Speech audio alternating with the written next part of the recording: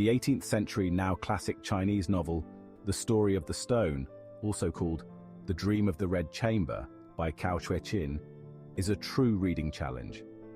Getting through its 120 chapters, 2 competing versions, 40 main characters, 400+ support characters, and bursts of Buddhist and Taoist mysticism takes dedication.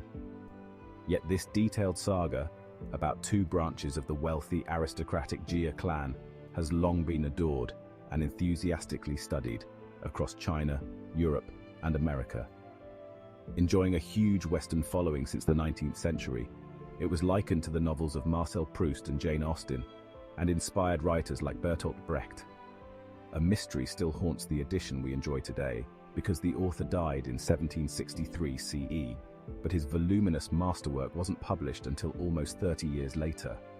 Only manuscript versions circulated, each of just 80 chapters, until in 1792 CE, 2 editors published what they called the full 120-chapter novel by the original author.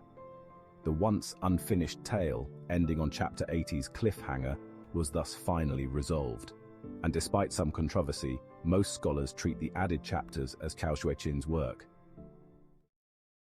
Like China's earlier classic, Journey to the West, which preceded The Story of the Stone by about 2 centuries, Cao's novel is an earthly tale in a cosmic frame. Unlike Journey to the West, its worldly action involves no monsters or magic, but centers on a tragic love triangle, unfolding in the shadow of a great house's decline. This novel's cosmic frame concerns a conscious stone from heaven, fated to live out an earthly life as the Jia family's sensitive, pampered son, Precious Jade or Bao Yu. Prior to birth, his cousin and love interest, Dai Yu, was also of heaven, a flower, watered and transformed by the stone, which vowed to repay that kindness with a debt of tears. Bao Yu grows up in the family compound's garden, among the women, whose company he prefers, falling in love with the beautiful, poetic but intensely neurotic Dai Yu. Forces within the family would rather see their adored Bao Yu marry his other cousin, the healthy, plump, sensible Bao Chai, and thus follows a protracted love triangle. The Story of the Stone embeds this drama in a fictionalized record of the decline and fall of the author's own family, key events of which have been verified by historians.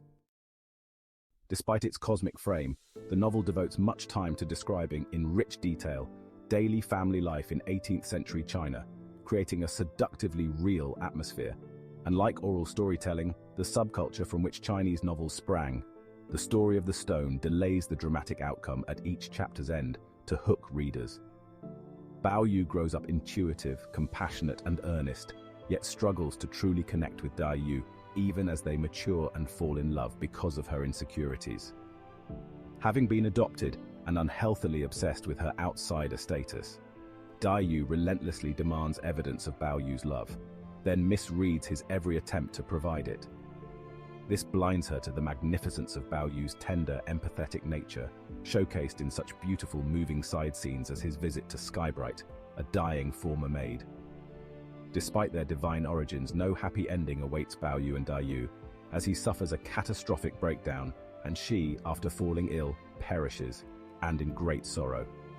For on the very day of her death, she learns that her beloved but now unhinged Bao Yu has been tricked into marrying his more robust, suitable cousin Bao Chai. Supporting the cosmic frame are several sections in the novel specifically covering the detailed backstory of the divine stone itself, its origin, and inscription. A Buddhist monk and a Taoist priest appear at intervals throughout the novel, reminding readers that Precious Jade, Bao Yu, is an incarnation of that stone. And finally, after recovering from his breakdown and facing the imperial exam, Bao Yu leaves the family, to be last seen with the monk and priest vanishing into the mist.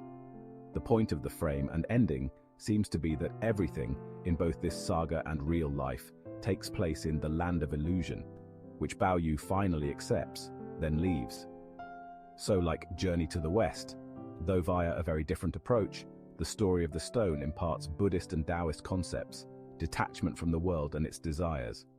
And engrossingly, its narrative offers 2 perspectives, that of human life with its potential for happiness or grief, and that of eternity, in which none of this stuff matters.